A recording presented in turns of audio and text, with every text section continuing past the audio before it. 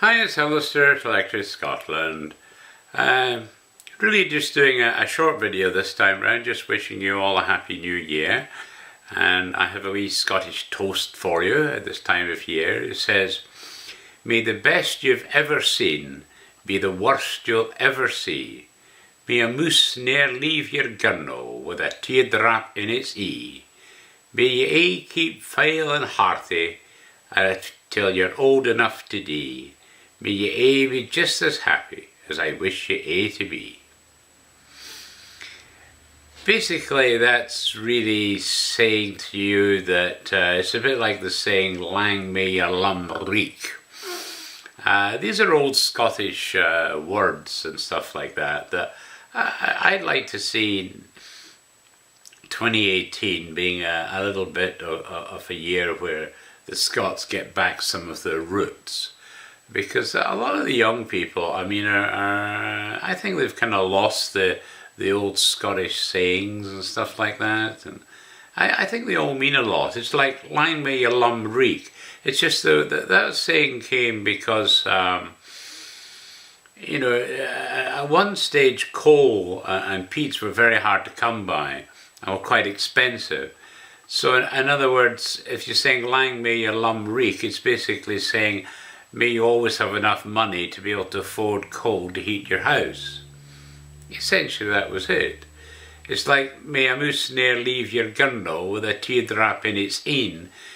Basically meaning that in the old days you used to have a kind of flour bin, so you could make bannocks, bread, stuff like that. But of course, if a mouse went in, there wasn't any flour there, then of course it'd be crying because there's nothing to eat, but it also meant you had nothing to eat as well. So, and another way it's saying, I hope you've got enough money to have a store of flour around the house.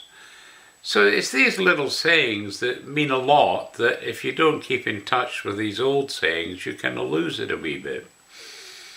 I'm also hoping somehow, in other words, that I can persuade you in 2018 that learning more about our history of Scotland and the Scots all over the world, that we can learn so much from them. There was one of the things the Scots have always done is they've been able to write the histories and write thoughts. And they were phenomenal writers, essentially.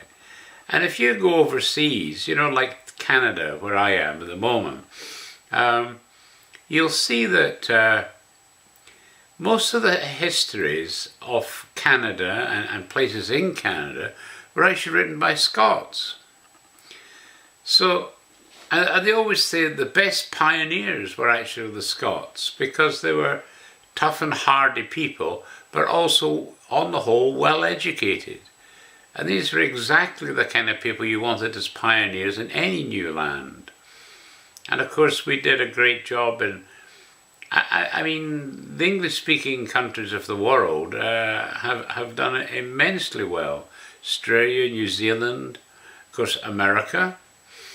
In the early days of America, there were a huge amount of Scots over there. I don't know what percentage, but there's some reckon as much as 30% of the early immigrants to America were actually Scots. But of course, over the years, with global growth and everything like that, people tend to be a bit more mobile, move all over the world.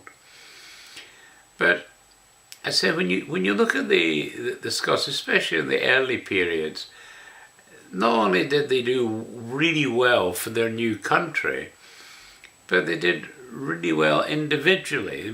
Some of them just grew amazing businesses. There was one business, and I can't quite remember its name now, but there was a meeting in America and 3 companies got together and they all spoke together in their native Gaelic tongue, and they were commenting how between the 3 of them they almost ran the retail empires of America. And North America, Canada included. And if you look at the Hudson's Bay Company, what it achieved over the world was just immense. And it was mostly Scots, a lot of Acadians in particular, But a lot of Scots, including Acadians, were employed by the Hudson's Bay Company, but also the Northwest. The whole fur trading nation had a ton of Scots in it. So I saw a question one time saying, what did the British Empire ever do for the world? Well, in actual fact, they did an immensely great job in the world. And I say the recent biography that I put up was Howard Douglas. If you saw what he did for New Brunswick in Canada, just amazing.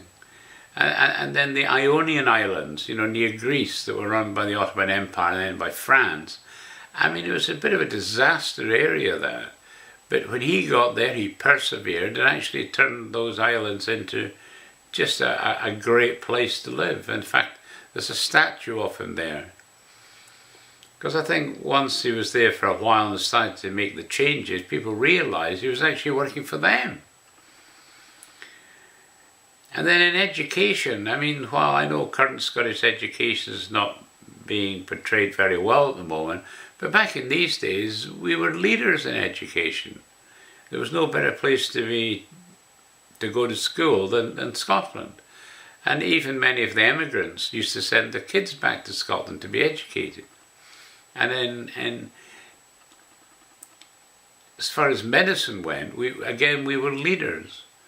I'm also going to finish, when you read the histories of people and places, you'll see the role that Scots played all over the world were just immense. And I really don't know what's happened to us. And I think that might be a focus for me in 2018, to try to discover how Scotland started to fall away. Because I don't think Scotland particularly engages well with the world. We don't seem to be making any breakthroughs at all. I once met one of our ministers in Canada, and he actually said to me at the time that the last time he came over he didn't achieve anything, and this time around didn't look like he was going to achieve anything again. But I think that the problem is that unless you really get to know the world as it is and deal with people to what they want, because it can't always be what I want. At the end of the day, it doesn't really matter what you want, because if you can't get it, you're not going to get it. What you've got to do is persuade other people that what you have to offer is something that they should be interested in. But I think there's too much that Scotland wants everything for nothing.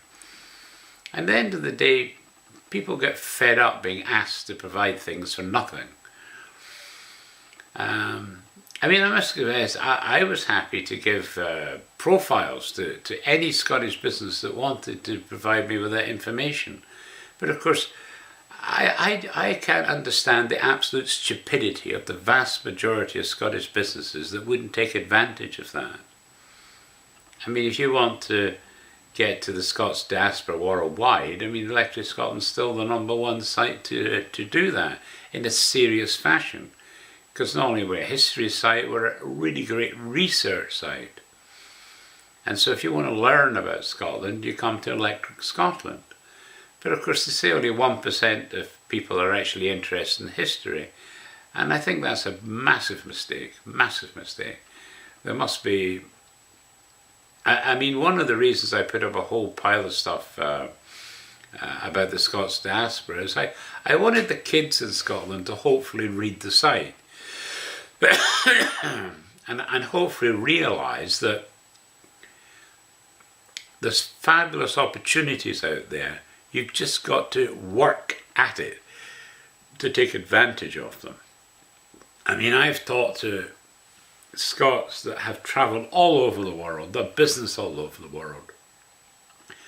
They've been very successful people, but they've done a lot of good for all the countries they've worked in. David Thompson, I haven't heard from David. I don't know whether he's still living or not, but certainly he no longer responds to emails, and I haven't been able to figure out if he's still... I know he wasn't well for a time, but he worked in about 60 odd countries of the world on fishing matters. That's both sea and inward waterways. and he did a lot of work for the United Nations, literally all over the world. His last job was in Pakistan, as it happens. But he used to tell me all the time, he met people, Scots, that had gone home, they'd seen great opportunities, talked to people in Scotland, but none of them showed any interest. And he thought it was just disgraceful. And I think it's disgraceful, I have to say. I mean, just because you've left Scotland doesn't mean to say you're ignoring Scotland. I mean, certainly I spent more time recently working on Canadian history. The thing is, Canadian history is also Scottish history, because it was really the Scots that came and settled in Canada that really wanted Canada to be an independent country. And they're the ones that fought hard. And of course, when we got Confederation, it was John A. Macdonald, a Scot, who was the first Prime Minister of the Confederated Canada is today. And to bring the whole country together, it needed the railroad to take you from the east right across to the west. And the Lieutenant Governor in BC was of Scots descent as well. So I mean, and they got that railroad through with immensely hard work. I mean, there was people that didn't want it built, and they put obstacles like anything in front of them. But John A. Macdonald politically, Lord Strathcona, and Mount Royal, I mean, he's another Scot. He more or less bankrolled it, and another Scot was the chief engineer of the project. I mean, Scots were determined that Canada was going to be successful. And Canada, I think, is the 10th largest trading nation in the world, despite having only 35 million of a population. And of course, I think 2018 could be the year that we really re-engage with our Commonwealth. To me, that's the massive opportunity of Brexit, is to re-engage with the Commonwealth. And I can tell you that at least by 2050, the Commonwealth is likely to be the largest trading bloc in the world. And so people like China, people like the USA would obviously want to deal with Britain as it's part of the Commonwealth. And that's where I just, I don't know, I'm really optimistic for Britain after Brexit. And I really don't think we're going to get anywhere with independence. I don't see the point of independence, not now anyway. I think the time has come and gone. And I think one of the big problems we've got is that if you want to be part of Britain, then the SNP are actually traitors to the country. But of course the people that are adamant about wanting independence don't see it that way, of course. But I must confess, I think we're better together. And I think we're better together as the Commonwealth, not just the UK, as it were. And so I'm hoping that we will just leave the EU and then get our people focused on doing great deals with the Commonwealth. As I say, the Commonwealth internal audits are showing that trading between Commonwealth countries is 20% more successful than dealing with any other country, and it's 19% less expensive as well. So that's a big bonus. And if you think of Australia, New Zealand, Canada and the UK, I mean, we could have free travel between those three countries. I mean, why would you want to go to Europe? Europe's in decline. It's got, what's it, 500 million of a population, whereas the Commonwealth has, I think it's 2.3 billion. And to say the opportunities in Canada alone are just amazing. But if you go to Australia, New Zealand, the opportunities there are far better than they are in the European countries. So, you know, I think the world is ready to have the Commonwealth coming in. And of course, you know, Africa's got phenomenal potential. It could well still take a generation to get Africa to where it should be. But the two biggest African economies are in the Commonwealth. And there are other African countries in the Commonwealth that have got tremendous possibilities. So if you just look at the Commonwealth countries alone, I mean, I would really ask you to, go to my site. I've got Scotland's Future. If you click on that, at the bottom of that page, there's a link to SIP, the Scottish Innovations Party. Click on that and you'll see I've got a page for the Commonwealth. And so you can read up all about the Commonwealth and visit the site and see the businesses they deal with. I mean, I think the potential is amazing in the Commonwealth. And I can't understand why we're not seeing it. And the Scots in particular, they built the Commonwealth. I mean, they're the ones that made the British Empire, because Scots went in and did it in the countries, whereas most of the English did it from home. It was the Scots that went out there and made it happen. And so our Scots ties in all of the Commonwealth countries are immense. And I just can't understand why we're so small-minded these days in Scotland. We're so parochial. We seem to be fixated on England for some reason. I can tell you, I spent 5 years living and working in England, and I had a wonderful time there. People were great. The fact that I was Scottish, even I still had a bit of a Scottish accent then, but no one really commented on being a Scot. They took me for who I was. I mean, the only thing that ever came up maybe was the Scotland-England football game or something. But to be perfectly honest, I couldn't have given a damn who won. It didn't bother me either way. But of course, there was the odd wee dig at me there. But that was about the only time a Scots-English rivalry thing came up. And some of England, I mean, I have been all over England, because part of my job was to go over England and sell, in those days I was selling cigars for a living. And so I literally went all over England doing that. I mean, I think I didn't go to the southeast of England, but I did get to London, and I did from there right the way across to Cornwall and Wales, and I also was up in Birmingham, Rugby, across to Newcastle and Tyne. I mean, all of that area of England I visited, and some of the scenery is just wonderful in these places. And the pub life was great. I mean, that was one of the nice things I found, is that you could have a meal in most pubs when I was down there, whereas in Scotland, most of the pubs were just hard drinking pubs.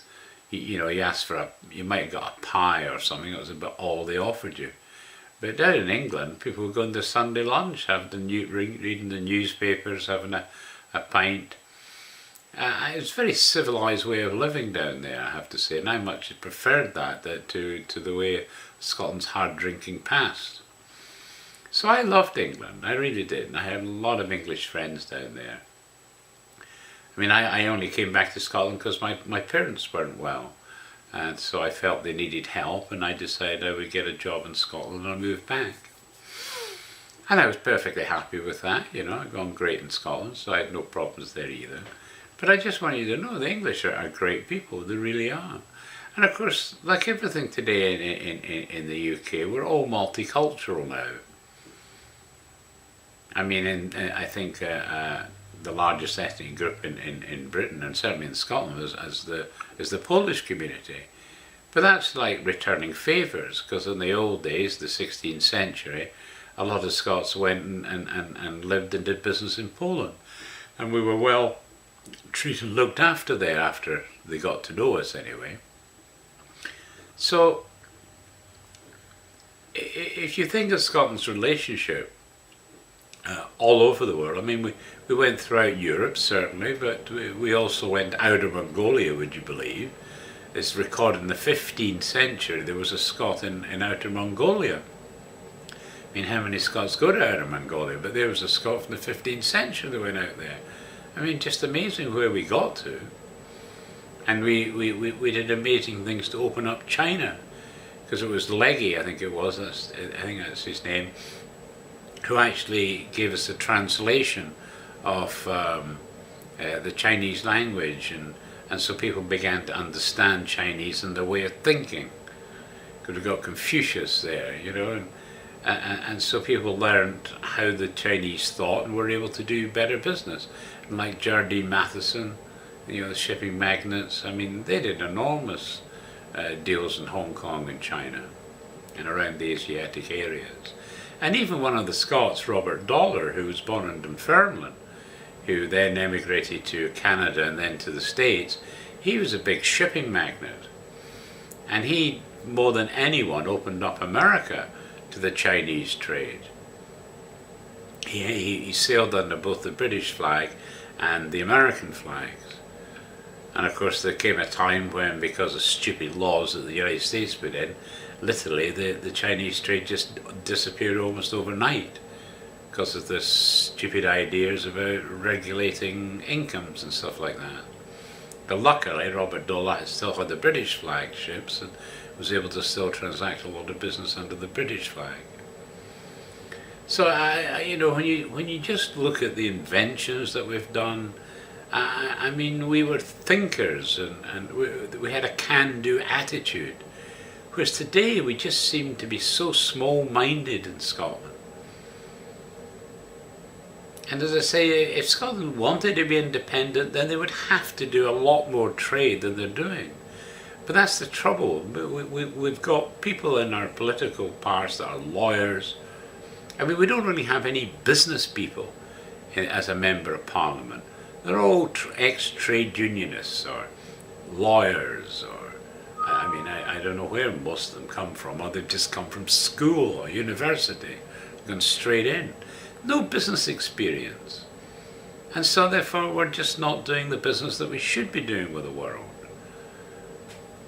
And we open ourselves up to being idiots. I mean, as I say, I don't understand why people can't see that Germany is trying to win a Third World War economically through running the EU. And if you think that Germany isn't running the EU, then you're a bit daft, to be honest.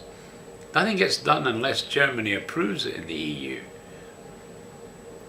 But we seem to just... I mean, thank goodness the people that run Scotland today weren't running it during either of the two world wars. Otherwise we've been dead in the water and we'd just become subculture of Germany now. I mean, it's ridiculous. So, a bit of pride would go a long way, that we can actually be successful in the world. But Scotland has got genuine problems because unfortunately our leaders are not business people. In the end of the day, you can give all the social security you want, but that has to be paid for whether you like it or not. And the only way to pay for it is to get more money into Scotland, and the only way you can do that is by exporting tons more goods to the world, not just EU, the world. And if you look at the Commonwealth and the USA, these are Anglophils, the Anglo countries, because they all speak English. In the Commonwealth and the USA, that means it's much easier to do business. Because you go to Europe, while a lot of them do speak English, a heck of a lot of others don't. And like I remember going to Belgium one time, and I think they speak 6 languages in Belgium, and I think number 5 was English. So in other words, it's quite hard to find someone to speak English when you went to Belgium. And that's the part of the problems that we have, whereas you can go to America and do deals there. Americans are always keen to do deals. So that's what I'm wishing for 2018, that we kind of grow up and stop being moaners and whiners and say, how can we make Scotland better? Yes, we can make Scotland worse by being independent.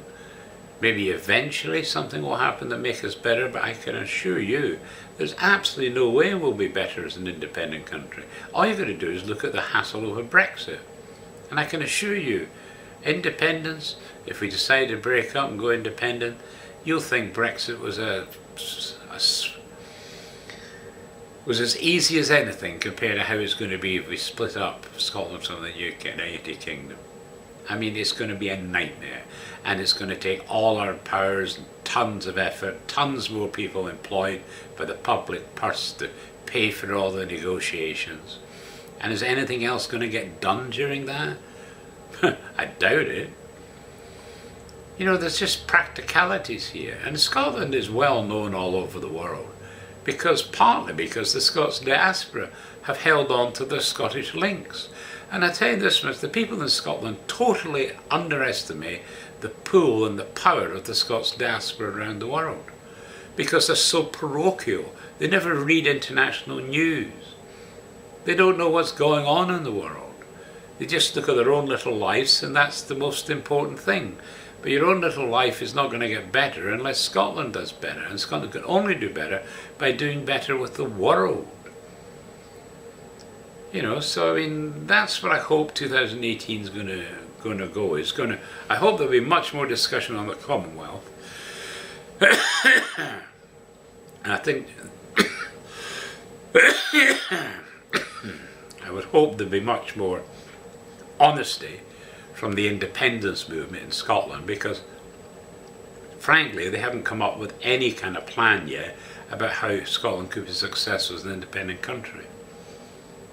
Well, I'm sure it could be. The trouble is we don't really have the people that can make it happen, because we've got moaners and groaners and whiners all over the place, willing to blame everyone else but themselves. And that's what I feel really sick about. And it's got to change, people. Got to change. So, that's my hope for 2018. One, that by reading more in history, you can learn how these amazing people were brought up, and a lot of them were brought up on very disadvantaged terms. You know, some of them hadn't even got enough to eat half the time. You know, so I mean, just because you're having a hard youth doesn't mean to say you can't be successful. And by running some of these biographies, you'll soon learn that, you know, if you've got the mind and the guts to work at it, you can achieve anything you want to, anything at all. But unfortunately, we seem to be so immersed in our own parochial interests that we're not seeing the world as a global opportunity for us. And that needs to change in a big way. So, as I say, I hope 2018 will learn more history. I think we should pay much more attention to what the Commonwealth could offer us for the future. And I say, if Scotland wants to go independent years down the road, the Commonwealth will be as important as any other part of the world. Because, as I say, we don't speak the languages of these European nations. Now, I know thousands and thousands of Scots died fighting in these two world wars. That's why I'm just a bit, I just feel it's wrong that we're kowtowing to Germany, who through their efforts, hundreds of thousands of Scots and British and Commonwealth people died as a result of these two world wars. And yet we're kowtowing to them. And Nicola Sturgeon goes, "Oh, please, Germany, please, please, please, please look after us." Oh. You know, I mean, frankly, I think the people that died for us are turning in their grave at the way she's whittering on to Germany all the time. She's a traitor. Traitor to Scotland and all these people that fought for the country. I think she's a traitor, and she's stupid, and she's a whiner. And I think the SNP are never going to get anywhere with Sturgeon in charge of the SNP. What we need, if you want independence, you've got to get thinkers. And where are the thinkers in the SNP? There aren't any, for God's sake. Who do you know other than John Swinney and Nicola Sturgeon? You'd be hard put to name any other bloody SNP MSP. Because they're non-entities. They say all the same things, so no one stands out from the crowd. We need thinkers and visionaries, for Pete's sake. We want to take the best ideas wherever they come from and make them our own and do things. So if you want independence, get rid of Sturgeon immediately. And get rid of John Swinney, because he's losing it totally. He's had his day. We need new blood to come into the SNP with new thinking and new ambitions and new drive and focus. We need someone new to take the reins. And while we don't get that, we're never going to get independence. Or if we do get independence, we're going to be a disaster. Because we've got dependence on emotional, not fact-driven. It's okay to be emotional about something, but that doesn't pay the bills, for Pete's sake. We need money to pay the bills. So, that's where I'm hoping that we'll kind of get some common sense, and if we are looking at independence, then I mean, reading all the comments you see in these newspapers, it's obviously to hate people. I mean, the amount of hate that's going around is terrible. That's not Christian. And we used to be a Christian country, but we're no longer a Christian country in Scotland. But that was one of the nice things about Christianity. It was like, encourage you to work together. But no one wants to work together nowadays. It's my way or no way. Selfishness abides, greed.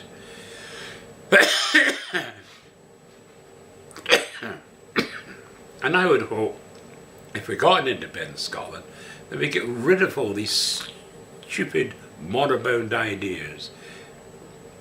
The young people should be trying to change things, but I don't see any sign of young people doing anything.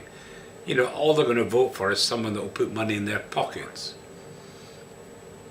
But you know, at the end of the day, someone's got to pay to put money in your pocket.